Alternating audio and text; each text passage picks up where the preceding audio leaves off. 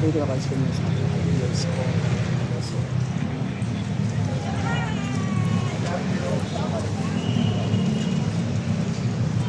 Morning po.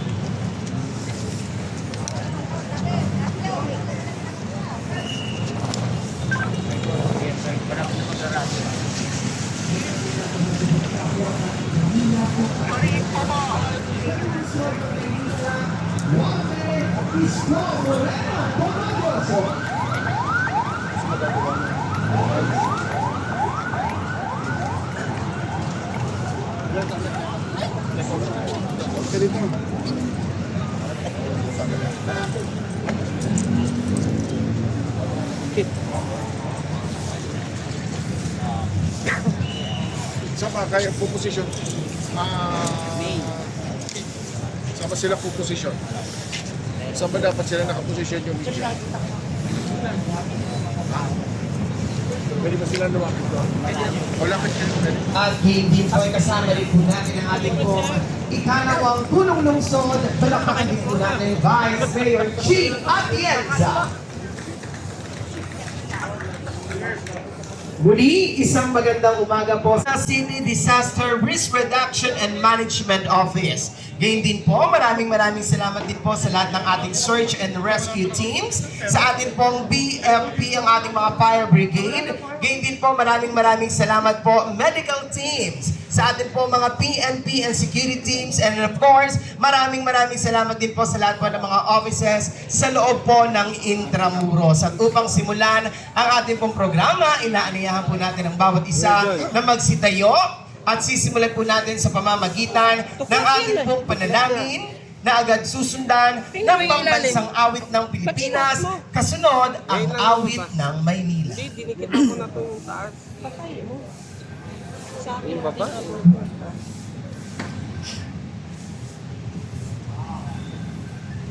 Saan yung mag-alay? Ang kanyang pambungad na pananalita at upang ipakilala ang ating pangunahing tagapagsalita, ibibigay ko po sa inyo the Director of Manila City DRRMO Office and also the Executive Director of Manila City DRRM Council. Palakpakan po natin Director Arnel Eustacio M. Angeles.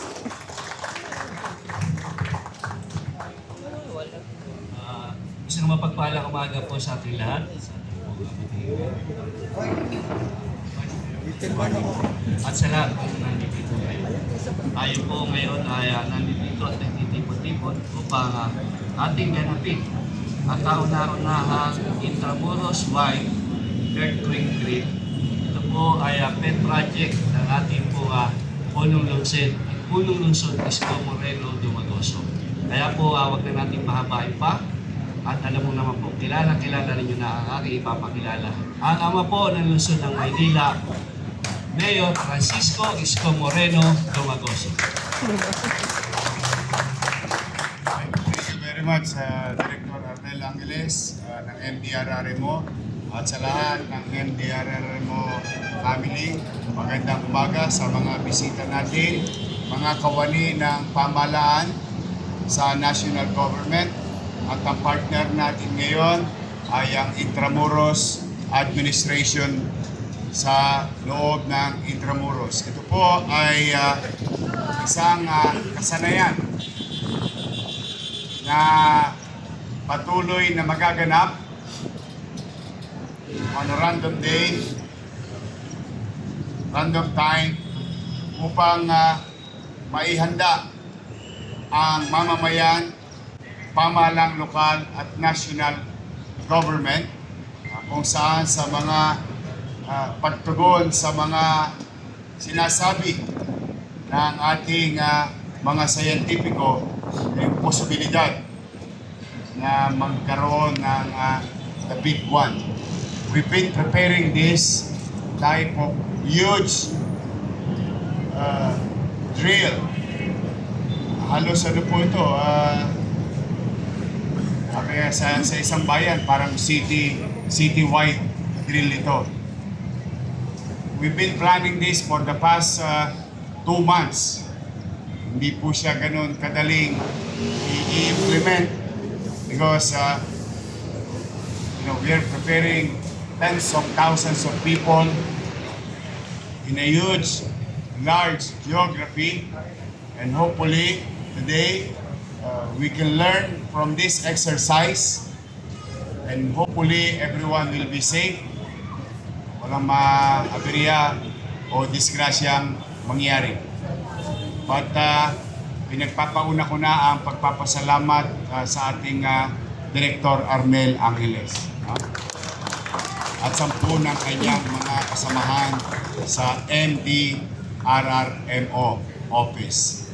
At sa ating partner na Intramuros Administration. Muli po sa inyong lahat, sa mga kasamahan natin sa media, mga vloggers, I hope you can share this information to the community so that they can also, among themselves, continue to practice and be aware that the possibility of such catastrophe or effects of the big one in Metro Manila. This may not suffice or maaaring hindi ito sasapat agad-agad, but through practice and muscle memory, one way or another, we may limit the possibility of casualty by being prepared. And also, at the same manner, we can also assess the technology that we utilize, the health department, to address possible huge numbers of affected areas. So muli sa inyo, maraming salamat sa pakikisa. And now, let's begin. First, huge and so many to come. CIMEX, simulation exercise with regard to earthquake drill. So muli, maraming salamat. Pagpalain nawa kayo ng pong may kapal. Manila, God first! God first. Thank you. Maraming salamat po kagalang-galang Francisco Isko Moreno Dumagoso. At sa mga pagkakataon po ito, tayo po ay dadako na sa ceremonial pressing of button para po sa ating simultaneous earthquake drill. Kaya po mga batang Maynila, sabay-sabay po tayo.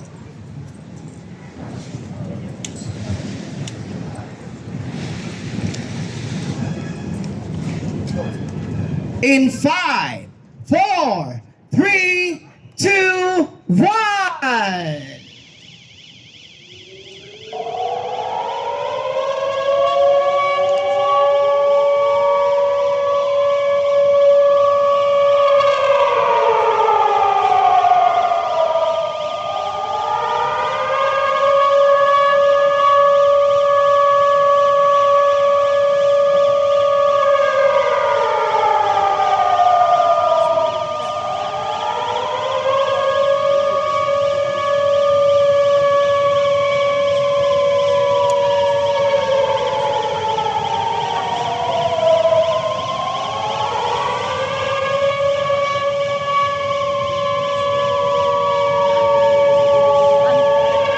Nang napuntahan ng drone. Ayun po sa ayun, ang liit na niya tingnan. Ayun, doon. Tapos yung iba na sa pinakataas.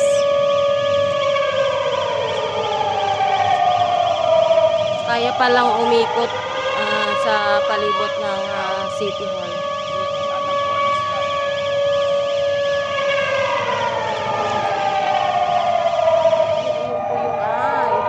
Ayun pala yung CCTV. Makikita mo yung kung saan inabot na po ng drone shot.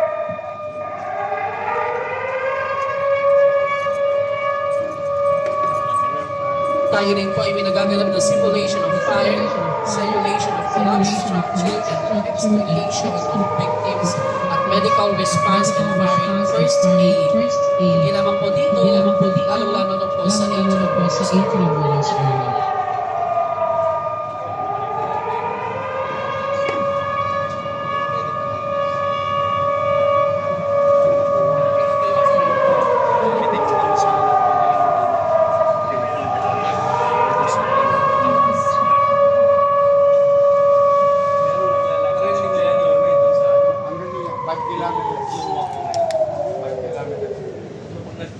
test na natin yung mga machineries.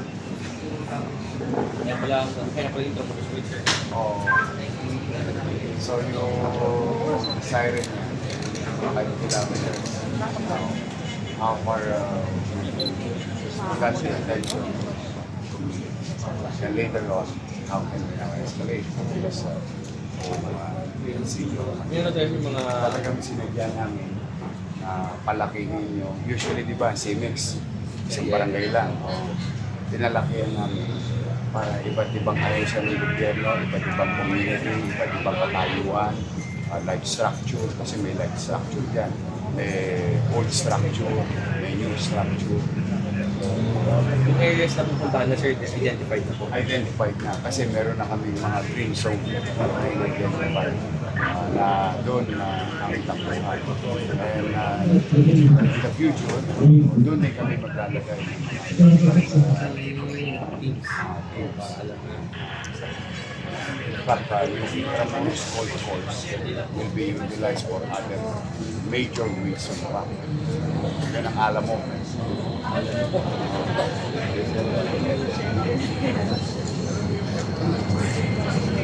So this is create a massive memory sa mga mamamayan. It can happen anytime. Pansinin mo, atrasado oras natin. Dapat Hindi siya talaga, kasi walang fixed time. Yes. In fact, isa ang major na gagawin natin yung posibilidad na i-lockdown to you. Part is lockdown, part and 3. Everyone will stop. How can we move? Everybody stop.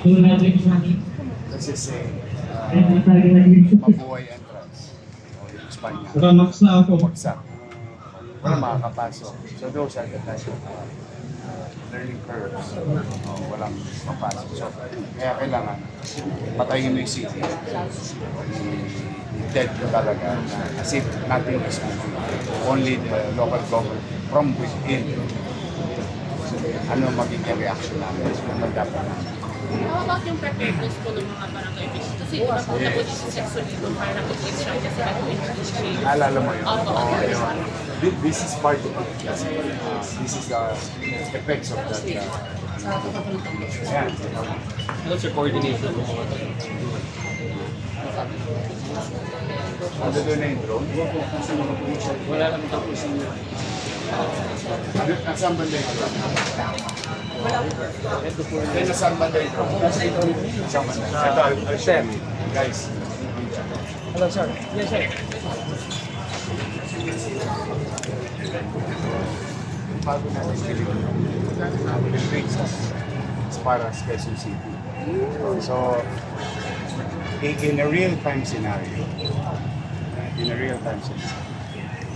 you can come with better decision because you have a visual situation ng isang activities o nangyayari sa isang diba? Pakita mo yung infrared.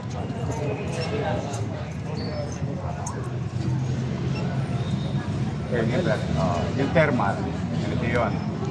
The logic behind the technology, di ba, let's just say collapse ito. Let's just say collapse ito. Paano natin malalaan kung collapse ito? Through thermal imaging. No, drone. We can see, may utaw pa roon. Rescue operations din pala sir. Pwede kami mag-respond agad. So surgical, efficient, kasi ang inaabata namin, limited resources. It's not because it is limited, because the event is so huge, it depleted your resource. How will you utilize limited resources in such scale? Kaya kailangan lagi efficient in surgical. So, timely, if we can Number 6, side 4, corner morning mga batang Intramuros.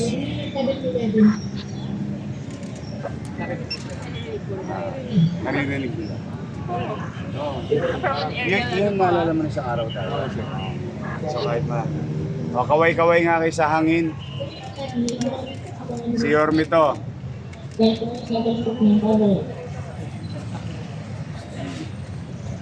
Tingin kayo sa hangin, sa langit. Mga batang Intramuros, mga taga ano to? Lyceum. Lyceum. Mga batang Lyceum. Kaway-kaway.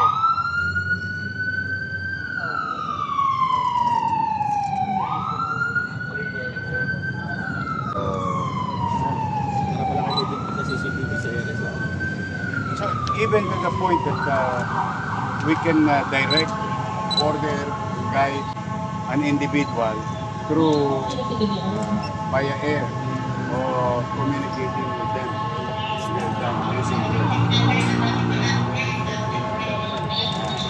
Ito napakalaga nito. Later. Kasi you'll never know eh. Dadagdag pa sir ang Manila ng Lake. Oo. Tatlong uri yan. Pero iba-iba ang form. Ay, di po. So,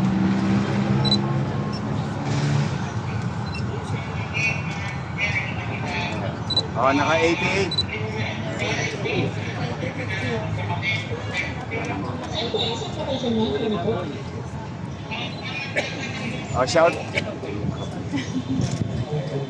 Shout out to sa naka-blue, naka number 88. Tingin ka sa taas.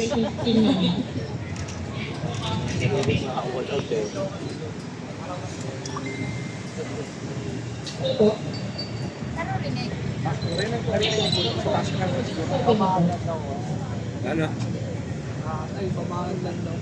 Baba mo pa mo konti mo. Chip, pababa raw ko konti, Chip. Maingay daw doon. Okay.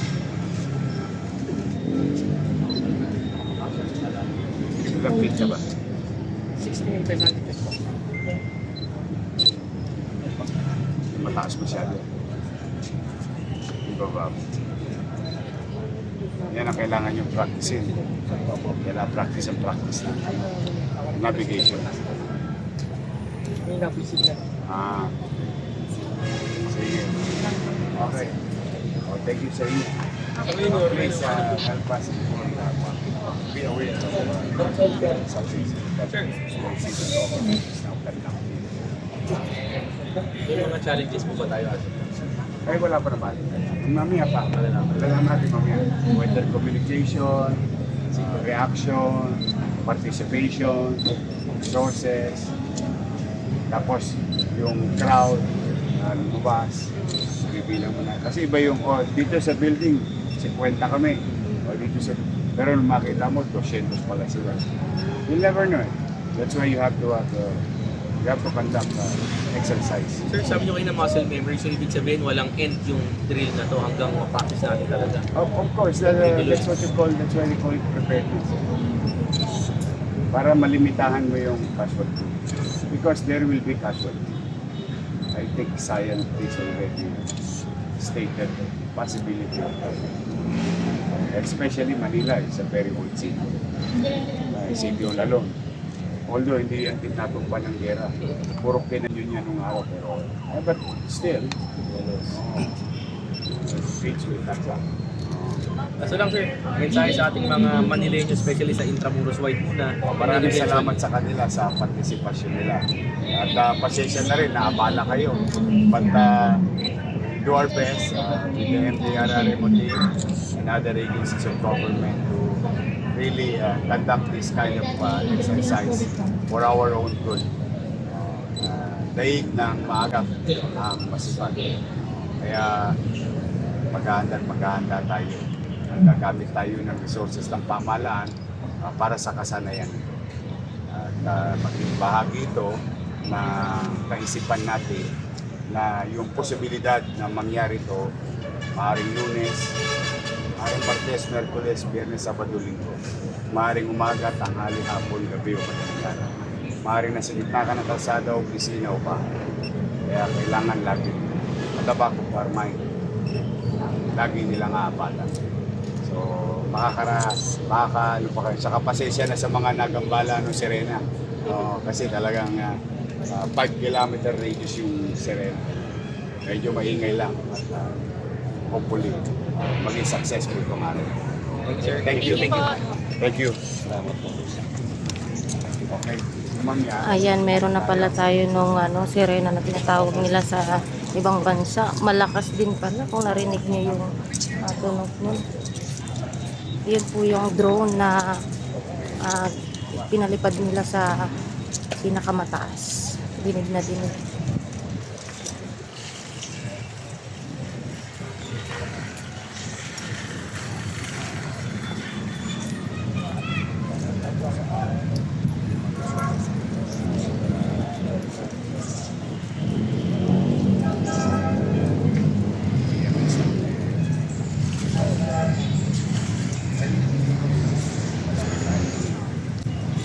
Tayo po. Ayun nga, nakita mo yung pag-isip what if shutdown kami, the only resources of the is from the inside. Walang marinig.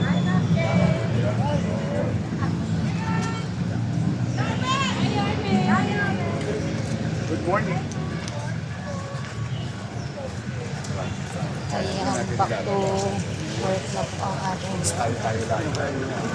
pagtapos dito sa may kartilyo ng Katipunan ay pasok na siya sa loob ng City Hall para umpisan ulit ang kanyang trabaho. Ayan, ito pala yung, ganito pala yung tinatawag na sirena. Ayan, pagka may electric drill, ayan, ipinapalipad yan, tapos papatunog na yung sirena. Galing pala sa mga drone shot. Ayan, pag lumilipad sila sa lumilipad sila sa himpapawid, sabi nga nila. Diba, laki nito. Ayan, laki. Ayan, bababa na kasi tapos na yung electric drill ng mga empleyado sa yung mga nasa Intramuros. Ayan. Ito yun siya eh. Dito makikita yung mga ginagawa nila nung inumpisa na pinalipad yung drone shot. Kung mapansin nyo, yung mga empleyado or sa mga eskwelahan, ayan, sa Intramuros nag-umpisa na silang mag electric drill. Ayan, ito po yung nila, ginawa nila. Ayan. Iba't ibang yan, lugar. Ewan ko saan, hindi masyado makita yung nakasulat. Ayan.